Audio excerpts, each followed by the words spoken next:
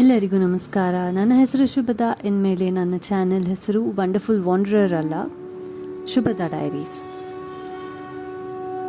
ಇವತ್ತು ನಾವು ಬೆಂಗಳೂರಿಂದ ಫ್ಲೈಟ್ ಹತ್ತಿ ತುಂಬ ಬ್ಯೂಟಿಫುಲ್ ಆಗಿರೋ ವಾರಣಾಸಿ ಏರ್ಪೋರ್ಟ್ಗೆ ಬಂದಿದ್ದೀವಿ.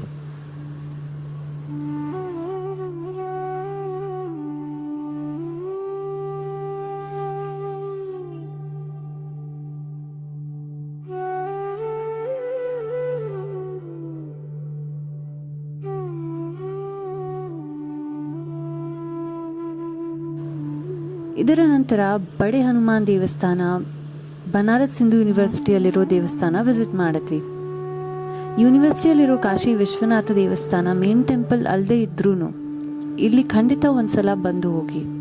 ನಾವು ಹೋದಾಗ ಆರತಿ ಸಮಯ ಆಗಿತ್ತು. It was very beautiful.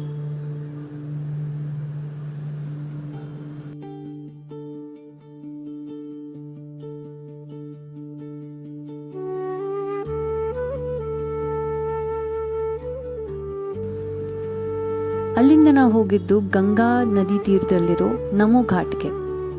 ಸಾಯಂಕಾಲ ಗಂಗಾ ಆರತಿ ನೋಡುವಾಗ ಕ್ರೌಡ್ ಈ ಘಾಟಲ್ಲಿ ಕಮ್ಮಿ ಇರುತ್ತೆ ಅನ್ನೋ ಕಾರಣಕ್ಕಾಗಿ ನಾವಿಲ್ಲಿಗೆ ಬಂದಿದ್ವಿ. ಇಲ್ಲಿಂದ ಬೋಟ್ವರೆಗೂ ಹೋಗುವಾಗ ಮರಳಿನ ದಾರಿ ಇದೆ, ಸೊ ಆದಷ್ಟು ಗ್ರಿಪ್ ಇರೋವಂಥ ಶೂಸ್ ಅಥವಾ ಚಪ್ಪಲಿ ಹಾಕೊಂಡು ಬನ್ನಿ. ನಾವು ಪ್ಯಾಕೇಜಲ್ಲಿ ಹೋಗಿದ್ವಿ ಅಂತ ಜಾಸ್ತಿ ಜನ ಇದ್ವಿ, ಸೊ ಅದಕ್ಕೆ ಈ ಬೋಟ್ ಕೊಟ್ಟಿದ್ದಾರೆ. ಇಲ್ಲಿ ಒಟ್ಟು 84 ಘಾಟ್ಗಳಿವೆ. ಅದ್ಯಾಕೆ ಸ್ಪೆಸಿಫಿಕ್ ಆಗಿ 84 ಘಾಟ್ ಇದೆ ಅಂದರೆ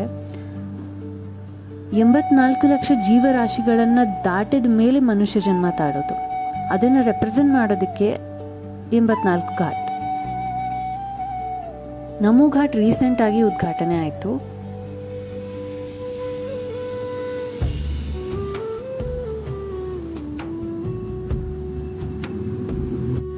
ವಾರಣಾಸಿಗೆ ವಾರಣಾಸಿ ಅಂತಾನೆ ಯಾಕೆ ಹೆಸರು ಬಂತು?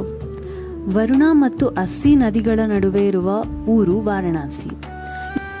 ಈ ನದಿಗಳ ನಡುವಿನ ಊರು ಒರಿಜಿನಲ್ ಕಾಶಿ. ಅದ್ರ ಸುತ್ತಮುತ್ತ ಆಮೇಲೆ ಡೆವಲಪ್ ಆಗ್ತಾ ಹೋಯಿತು.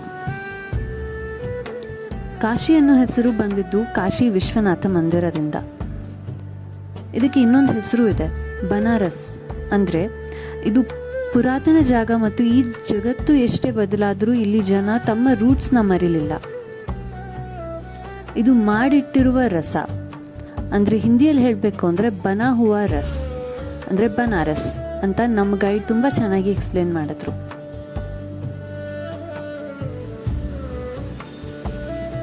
ನೀವಿಲ್ಲಿ ಸೂರ್ಯೋದಯ ಮತ್ತು ಸೂರ್ಯಾಸ್ತದ ಸಮಯದಲ್ಲಿ ಬಂದರೆ ವ್ಯೂ ತುಂಬ ಚೆನ್ನಾಗಿರುತ್ತೆ. ಕಾಶಿ ವಿಶ್ವನಾಥ ದೇವಸ್ಥಾನ, ಅಯೋಧ್ಯೆ ರಾಮ ಮಂದಿರ್ಗೆ ಹೋದಾಗ ಮೊಬೈಲ್ ಫೋನ್ಸ್ ಅಲೌ ಮಾಡಲ್ಲ. ನೆಕ್ಸ್ಟ್ ಡೇ ಕಾಶಿ ಟೆಂಪಲ್ ನೋಡಿದ್ಮೇಲೆ ಪ್ರಯಾಗ್ರಾಜ್ ಮತ್ತು ಅಯೋಧ್ಯ ಕೂಡ ಹೋಗಿದ್ವಿ. ಮೊಬೈಲ್ ಅಲೌ ಮಾಡದೇ ಇರೋ ಕಾರಣ ವ್ಲಾಗ್ ಮಾಡೋಕ್ಕಾಗಲಿಲ್ಲ. ಆದಷ್ಟು ಟೆಂಪಲ್ಸಲ್ಲಿ ಫೋನ್ ಅಲೌ ಮಾಡಲ್ಲ. This is a main information you should know before you enter these temples. Okay. And ಅಲ್ಲಿ ಫೋನ್ ಹಾಗೂ ಬ್ಯಾಗ್ಸ್ ಡೆಪಾಸಿಟ್ ಮಾಡೋಕ್ಕೆ ಕೌಂಟರ್ಸ್ ಕೂಡ ಇದೆ. ನೀವು ಹತ್ರನೇ ರೂಮ್ ಮಾಡ್ಕೊಂಡಿದ್ರೆ ಅಥವಾ own vehicle travel vehicle arrange ಮಾಡಿದರೆ whichever way is safer for you, ಅಲ್ಲಿ ನಿಮ್ಮ ಬ್ಯಾಗ್ಸ್ ಮತ್ತು ಫೋನ್ಸ್ನ ಇಟ್ಟು ಬನ್ನಿ.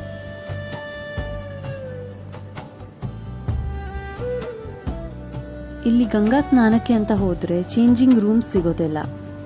ಅಲ್ಲಿ ಕೆಲವೊಂದು ಸೀರೆ ಕಟ್ಟಿರ್ತಾರೆ, you can go and change there. ಇನ್ನು ಹಣೆಗೆ ಗಂಧ ಇಡೋದಕ್ಕೆ ಅಂತ ತುಂಬ ಚಿಕ್ಕ ಮಕ್ಕಳು ಕೇಳ್ಕೊಂಡು ಬರ್ತಾರೆ. ಆ್ಯಂಡ್ ನಿಮ್ಮ ಬ್ಯಾಗ್ಸ್ನ ಅಲ್ಲೇ ಟೇಬಲ್ ಮೇಲೆ ಅಥವಾ ಟೆಂಟ್ ಹತ್ರ ಇಡಿ ಅಂತಲೂ ಹೇಳ್ತಾರೆ. ಎಲ್ಲ ನಿಮ್ಮ ಸೇಫ್ಟಿ ನೋಡಿಕೊಂಡು ಡಿಸಿಷನ್ ತಗೋಬೇಕು. ನಮ್ಗೆ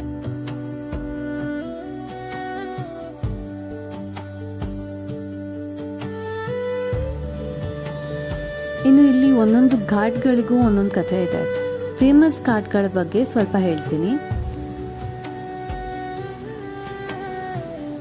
ದಶಾಶ್ವಮೇಧ ಘಾಟ್ ಬಗ್ಗೆ ಹೇಳಬೇಕು ಅಂದರೆ ಬ್ರಹ್ಮ 10 ಅಶ್ವಮೇಧ ಯಜ್ಞಗಳನ್ನು ಮಾಡ್ದ. ಅದಕ್ಕೆ ಈ ಘಾಟ್ಗೆ ದಶಾಶ್ವಮೇಧ ಘಾಟ್ ಅಂತ ಹೆಸರು ಬಂತು. ಇಲ್ಲಿ ಪ್ರತಿ ಸಂಜೆ ಗಂಗಾ ಆರತಿ ನಡೆಯುತ್ತೆ.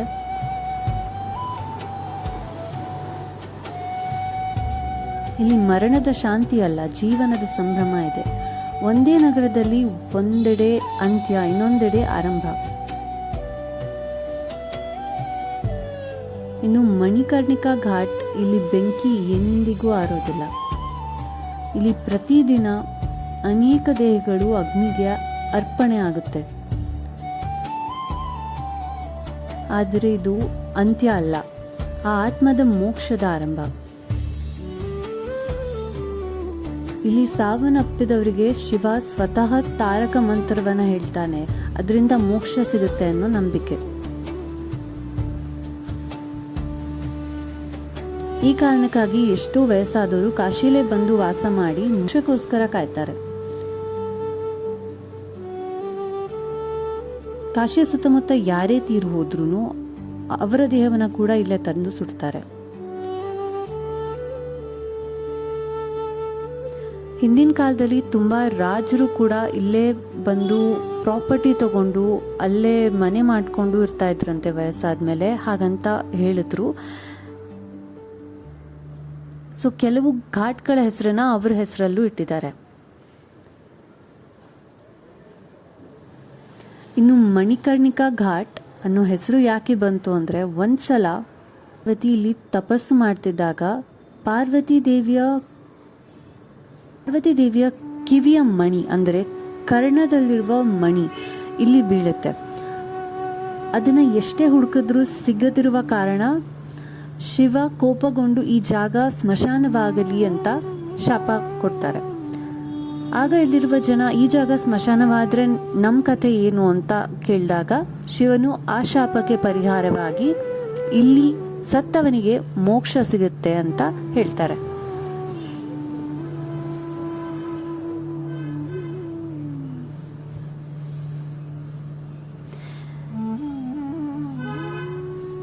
ಇನ್ನು ರಾಮಚರಿತ್ ಮಾನಸ್ ಬರ್ದಿರೋ ಅಂತ ಸಂತ ತುಳಸಿದಾಸ್ ಅವರ ಮನೆ ಕೂಡ ಇಲ್ಲೇ ಇದೆ ಅಂತೆ. ನಾನು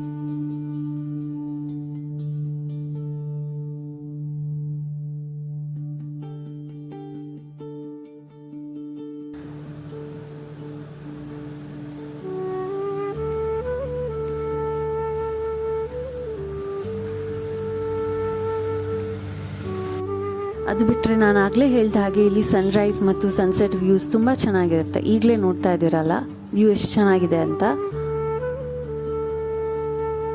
ನೀರು ಕೂಡ ಅಷ್ಟೇ ಕ್ಲೀನ್ ಆಗಿದೆ.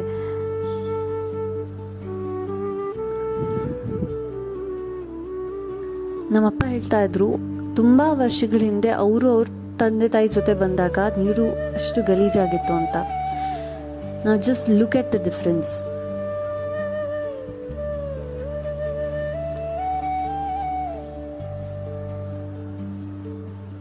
ಇನ್ನು ಇದಾದ ನಂತರ ನಾವು ಗಂಗಾ ಆರತಿ ಕೂಡ ಅಟೆಂಡ್ ಮಾಡಿದ್ವಿ. ಅದರ ವ್ಲಾಗ್ನ ನಾನು ಆದಷ್ಟು ಬೇಗ ಹಾಕ್ತೀನಿ, ಬಿಕಾಸ್ ಅದು ಒಂದು 10-15 ನಿಮಿಷ ಸಂಪೂರ್ಣ ಗಂಗಾ ಆರತಿಯನ್ನು ನಾನು ಶೂಟ್ ಮಾಡಿದ್ದೀನಿ. ಸೊ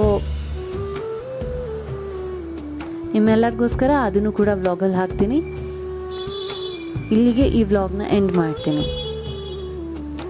ಇಷ್ಟು ದಿನ ಸಪೋರ್ಟ್ ಮಾಡಿದ ಹಾಗೆಯೇ ಈಗಲೂ ಸಪೋರ್ಟ್ ಮಾಡಿ. And please like, share and subscribe to my channel. Subscribe ಮಾಡದೇ ಇರೋರು ಪ್ಲೀಸ್ ಸಬ್ಸ್ಕ್ರೈಬ್ ಮಾಡಿ. ನನ್ನ ವ್ಲಾಗ್ನ ಇಲ್ಲಿ ತನಕ ನೋಡಿದ್ದಕ್ಕೂ ತುಂಬ ತುಂಬ ಧನ್ಯವಾದಗಳು. ನಾನು ಗಂಗಾರತಿ ವಿಡಿಯೋ ಹಾಕೋ ತನಕ ನನ್ನ ಮಿಸ್ ಮಾಡ್ಕೊಳ್ತಾ ಇರಿ. ಅಂಟಿಲ್ ದೆನ್ ಟಾಟಾ, ಬಾಯ್ ಬಾಯ್, ಟೇಕ್ ಕೇರ್.